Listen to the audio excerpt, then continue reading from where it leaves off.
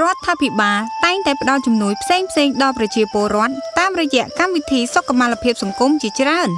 ប្រជាជនគ្រប់រូបមានសិទ្ធិទទួលបានសេវាសុខភាពដ៏សមរម្យរីឯការចំណាយផ្សេងៗលែងជាឧបសគ្គរបស់ពួកគាត់ទៀតហើយដើម្បីដោះស្រាយបញ្ហានេះរដ្ឋាភិបាលបានបង្កើតមូលនិធិសមត្ថៈដើម្បីជួយដល់ប្រជាពលរដ្ឋក្រីក្រនិងងាយរងគ្រោះបំផុតហើយអនុញ្ញាតឲ្យពួកគាត់ប្រើប្រាស់សេវាថែទាំសុខភាពទាំងនេះដោយឥតគិតថ្លៃរួមបញ្ចូលទាំងសេវាសុខភាពផ្សេងទៀតដូចជាការសម្រាកព្យាបាលនៅមណ្ឌលសុខភាពនិងមន្ទីរពេទ្យរដ្ឋទទួលបានប្រាក់ឧបត្ថម្ភប្រចាំថ្ងៃសម្រាប់អាហារសេវាថែទាំផ្ទៃពោះ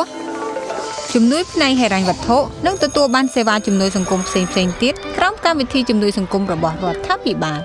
តើអ្នកមានប័ណ្ណសមត្ថៈដែរឬទេដើម្បីទទួលបានសេវាទាំងនេះអ្នកត្រូវតែមានប័ណ្ណសមត្ថៈប័ណ្ណនេះត្រូវបានផ្ដល់ដោយអាជ្ញាធរភូមិឃុំរបស់អ្នកហើយបើអ្នកមិនទាន់មានប័ណ្ណសមត្ថៈនេះទេអ្នកអាចធ្វើការស្នើសុំទៅអាជ្ញាធរភូមិឃុំរបស់អ្នកដើម្បីទទួលបានការសម្ភាសន៍វាយតម្លៃស្ថានភាពគ្រួសាររបស់អ្នកបន្ទាប់ពីការទទួលបានការអនុម័តសមាជិកទាំងអស់នៃគ្រួសាររបស់អ្នកជាអ្នកដែលទទួលបានអត្ថប្រយោជន៍ពីប័ណ្ណនេះនឹងត្រូវធ្វើការថតរូបនិងទទួលបានប័ណ្ណសមត្ថៈរបស់អ្នកនឹងមានសុពលភាពរយៈពេលរហូតដល់3ឆ្នាំ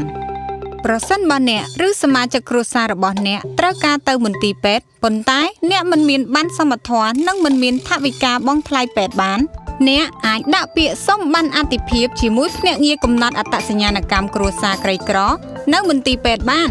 ប័ណ្ណនេះមានសុពលភាពត្រឹមតែ1ឆ្នាំប៉ុណ្ណោះគ្រួសារដែលមានសុខភាពល្អគឺជាទ្រព្យដែលមិនអាចកាត់ថ្លៃបានសម្រាប់ព័ត៌មានបន្ថែមសូមតាក់ទងទៅសាលាឃុំដែលនៅជិតផ្ទះរបស់លោកអ្នកឬទូរស័ព្ទទៅលេខ1273